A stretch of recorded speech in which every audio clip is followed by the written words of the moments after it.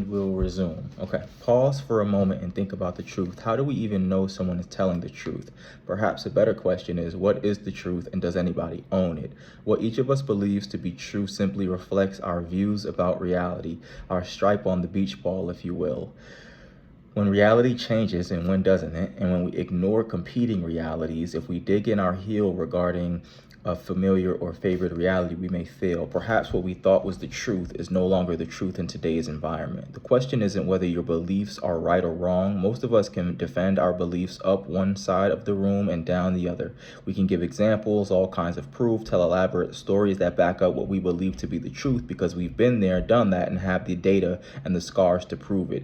And we are often adept at creating a compelling reality distortion field to prove ourselves right, even though our potentially flawed or incomplete version of reality may be causing pain. It's an important concept to grapple with. Our internal filters, our context. It has to do with idea number 3 that I shared in the introduction. All conversations are with myself, and sometimes they involve other people.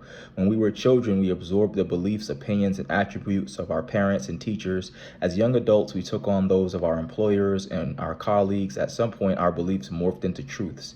In the love song of Miss Queenie Hennessy by Rachel Joyce, a character reflects, perhaps I took my mother more literally than she intended, but I applied her rule to my life. After all, we are all searching for them, the rules. We pick them up from the strangest places, and if they appear once, we can live a whole lifetime by them, regardless of the unhappiness and difficulty they may later bring. The question to ask, if you can find the courage, is, are my beliefs working for me, for my company, for my team, for my family? How are my beliefs shaping my life, my career, my relationships? Are they getting the results I want, the results others want? Am I and are others happy as a result of my beliefs, my truths? Have any of my strongly held beliefs resulted in a negative? Suddenly, what truths am I adopting because I agree with them, and what truths am I deflecting or ignoring because they don't fit my worldview? Our context determines how we experience the content of our lives. In fact, I'll go so far as to say that your context is running your life. Quite simply, your context influences your behavior, and your behavior produces your results. For example, If I believe that someone in my company is a jerk who doesn't wish me well, I will put the worst possible interpretation on any emails that person sends me, reading bluntness and rudeness where I might read efficiency and correspondence with others.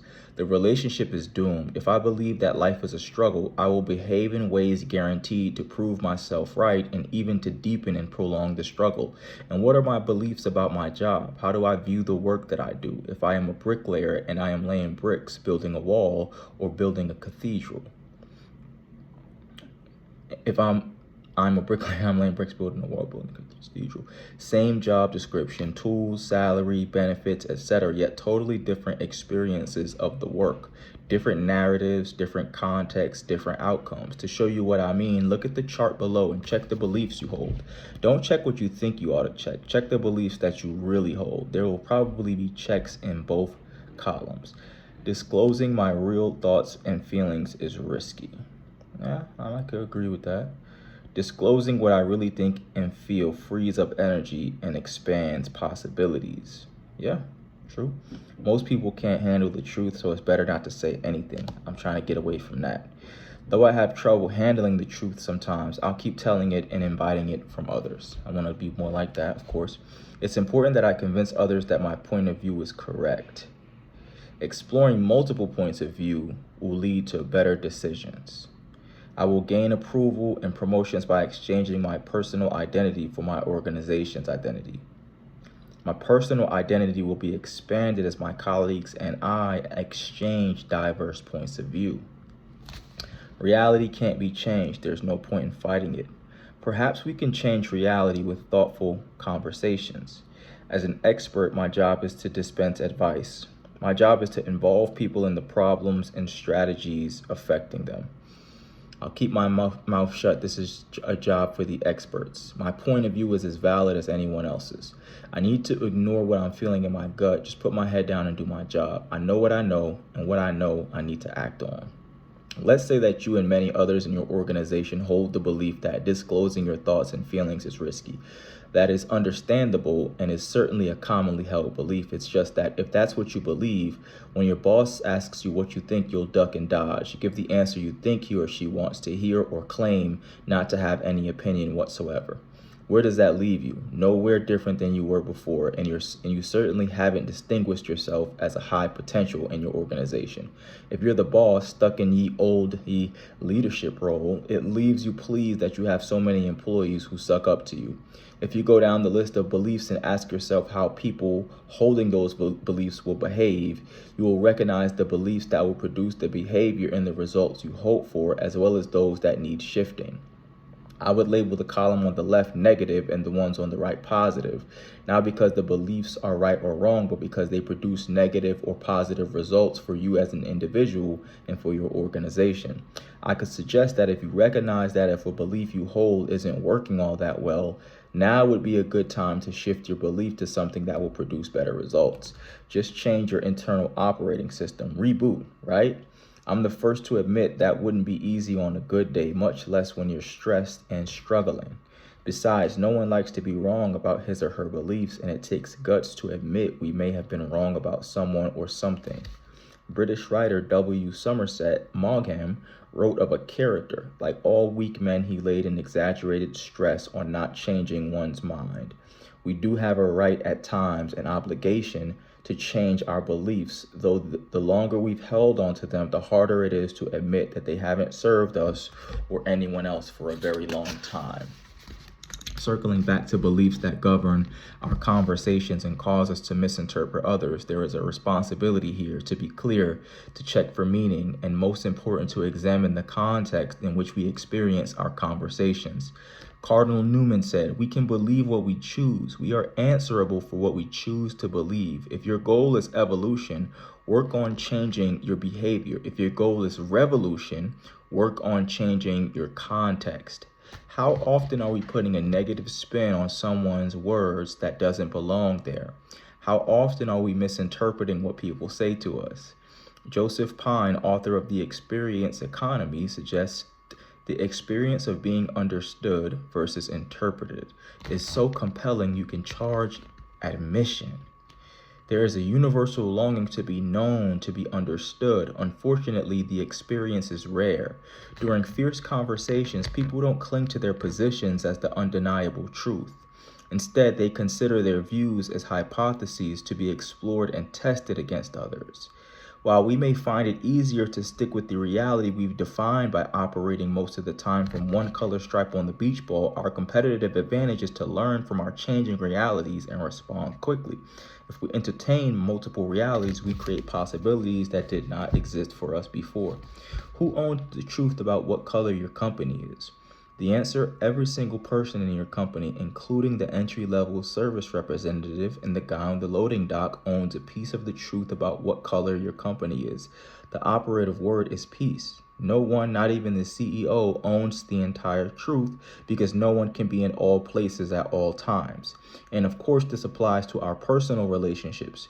Each of us owns a piece of the truth about what's going on in our relationships, and so does our partner, so do our kids, and I wouldn't be surprised if the dog had a suggestion or two he'd like to offer. Multiple competing realities existing simultaneously.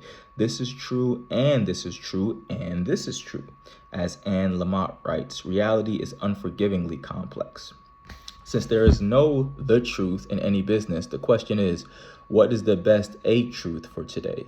We are more likely to discover the truth we most need to understand today by demonstrating that everyone has a place at the corporate table, that all voices are welcome, that no matter what our area of expertise, each of us has insights and ideas about other aspects of the organization, and while each of us may know a better way for the company to do something, none of us knows more than the sum of everyone's ideas.